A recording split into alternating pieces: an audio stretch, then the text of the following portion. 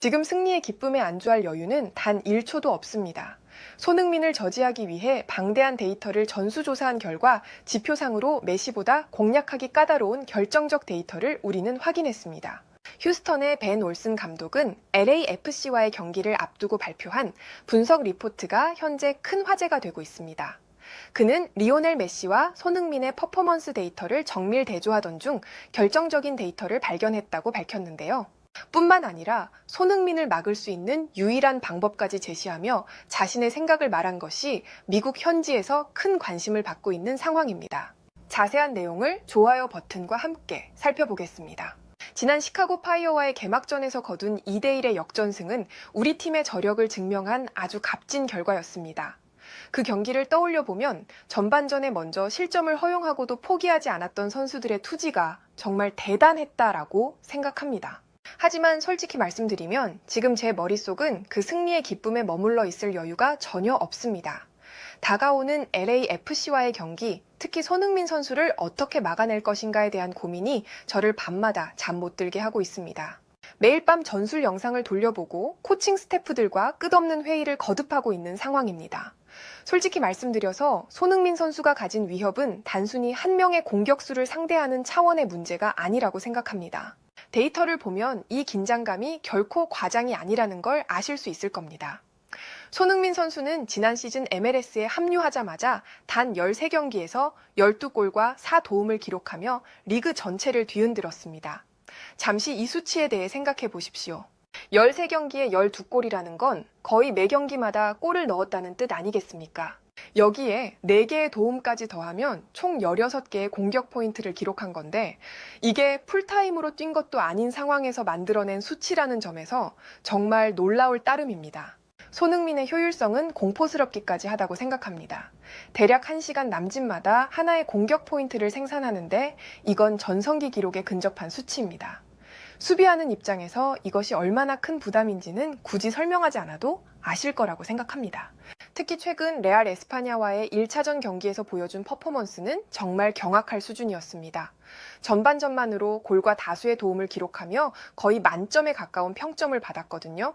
전반전만 가지고 저 정도 성적을 만들어냈다는 건 수비진이 손흥민을 단 한순간이라도 놓치면 어떤 대가를 치르게 되는지 가장 명확하게 보여주는 사례라고 생각합니다. 이제 다수의 미디어에서 궁금해하시는 부분에 대해 말씀드리겠습니다. 메시와 손흥민의 비교인데요. 감독인 제 관점에서 솔직하게 말씀드리면 현재 시점에서 손흥민의 플레이는 메시보다 훨씬 더 막기 어렵다고 생각합니다. 이 말이 내포하는 뜻이 메시의 위대함을 부정하는 건 절대 아닙니다. 메시는 축구 역사상 가장 위대한 선수 중 한 명이고 그 점은 누구도 부인할 수 없다고 생각합니다. 다만 현재 이 시점에서 수비 전략을 짜는 감독의 입장에서 보면 손흥민을 막는 게 메시를 막는 것보다 더 어렵다고 판단하고 있습니다. 제가 그렇게 판단하는 데에는 구체적인 이유가 있습니다. 일단 물리적인 파괴력과 속도 부분을 말씀드리지 않을 수가 없는데요. 메시가 천재적인 볼 컨트롤과 좁은 공간에서의 패스로 경기를 풀어간다면 손흥민의 플레이는 프로 선수들 중에서도 최상위권에 해당하는 폭발적인 스프린트 능력으로 수비 라인 자체를 붕괴시키는 방식이라고 생각합니다.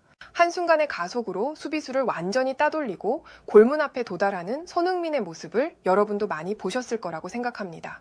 최근에 메시는 활동 범위가 줄었지만 손흥민은 여전히 경기 내내 끊임없이 수비 뒷공간으로 침투하면서 상대 수비진을 물리적 한계로 몰아넣는다고 봅니다. 경기 시작부터 종료 휘슬이 울릴 때까지 쉬지 않고 움직이는 손흥민의 체력과 의지는 수비수들에게 지속적인 공포를 안겨준다고 생각합니다. 그리고 여기서 더 골치 아픈 게 양발 사용 능력인데요. 메시의 왼발은 신의 영역이라고 할 수 있겠죠. 하지만 수비수 입장에서는 차라리 한쪽을 막는 선택이라도 할 수 있지 않습니까? 메시의 왼발 쪽을 집중적으로 차단하면 어느 정도 위협을 줄일 수 있다는 전략적 판단이 가능합니다. 그런데 손흥민의 플레이를 보면 양발을 정말 자유자재로 사용하면서 박스 안팎 어디서든 예측 불가능한 각도로 슈팅을 날리거든요. 오른발로 올 줄 알았더니 왼발로 감아차고 왼발을 차단했더니 오른발로 강슛을 때립니다. 실제로 손흥민은 기대 득점값보다 훨씬 높은 실제 득점을 기록하는 정말 결정력의 화신이라고 생각합니다. 이건 통계가 예측하는 것 이상으로 골을 넣는다는 의미이고 슈팅 기술이 일반적인 범주를 완전히 뛰어넘는다는 증거라고 봅니다.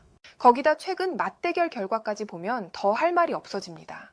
지난 개막전에서 두 사람이 직접 맞붙었는데 같은 경기에서 퍼포먼스를 직접 비교할 수 있었던 아주 좋은 기회였습니다. 제가 분석한 결과가 어떠했냐면요. 메시는 여러 차례 슈팅을 시도했는데 골대 안으로 향한 슈팅은 단 하나도 없었고 평점도 평균 이하를 기록하며 실망스러운 경기력에 그쳤습니다. 반면 손흥민은 어떠했습니까? 결정적인 도움을 포함해 여러 개의 키패스를 기록하며 메시를 훨씬 웃도는 평점으로 압도했고 팀의 완승을 이끌었습니다. 그 경기에서 손흥민은 직접 골을 넣지 않았는데도 키패스만으로 동료들의 득점을 만들어냈거든요. 이게 바로 손흥민이 무서운 이유라고 생각합니다. 자, 그러면 우리는 손흥민을 막기 위해 어떻게 준비하고 있느냐? 이 부분에 대해서도 말씀드리겠습니다. 우리가 준비한 수비 전략은 안토니오 카를로스와 루카스 할터를 중심으로 한 포켓 공간 차단을 통한 지역 방어입니다. 포켓이라 함은 수비 라인과 미드필드 사이에 생기는 공간을 의미하는데 손흥민의 플레이를 보면 이 공간을 찾아 활용하는 데 있어서 세계 최고 수준의 감각을 가지고 있다고 생각합니다. 한 명이 전담 마크하는 건 솔직히 자살 행위나 다름없다고 봅니다. 왜냐하면 손흥민의 순간적인 방향 전환과 가속력은 1대1 상황에서 어떤 수비수도 완벽하게 대응할 수 없는 수준이라고 생각하기 때문입니다.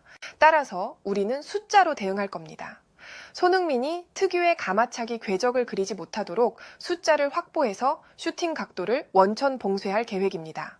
손흥민이 슈팅 자세를 취하기 전에 이미 복수의 수비수가 슈팅 라인을 차단하고 있어야 한다고 생각합니다. 물론 이렇게 숫자를 몰아넣으면 다른 공간이 비는 리스크가 있겠지만 손흥민에게 자유를 허용하는 것보다는 훨씬 나은 선택이라고 판단하고 있습니다. 여기서 한 가지 더 중요한 포인트를 말씀드리겠습니다. 도스 산토스 감독의 LAFC의 전술적 선택에 저는 주목하고 있습니다. 이 부분이 경기의 승패를 가를 수 있는 핵심 변수라고 생각하거든요.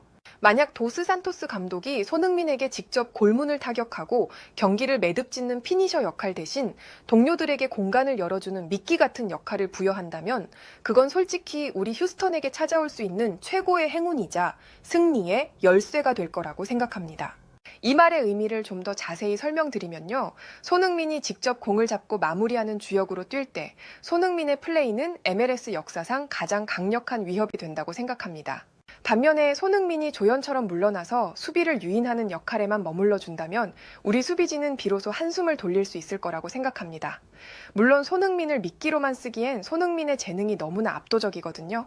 다가오는 LAFC와의 경기는 분명 쉬운 경기가 아닐 거라고 생각합니다. 손흥민이라는 세계적인 선수를 상대해야 하는 만큼 모든 선수가 최선의 집중력과 체력을 쏟아부어야 합니다. 하지만 저는 우리 선수단을 믿습니다. 개막전에서 보여준 역전의 저력을 다시 한번 발휘해서 이번에도 반드시 좋은 결과를 만들어내겠습니다. 해외에서는 이 같은 반응을 보여주었고 좋아요와 무료 구독 그리고 알림 설정해 주시면 영상 제작에 큰 힘이 됩니다. 오늘도 편안함에 이르시길 기원하겠습니다.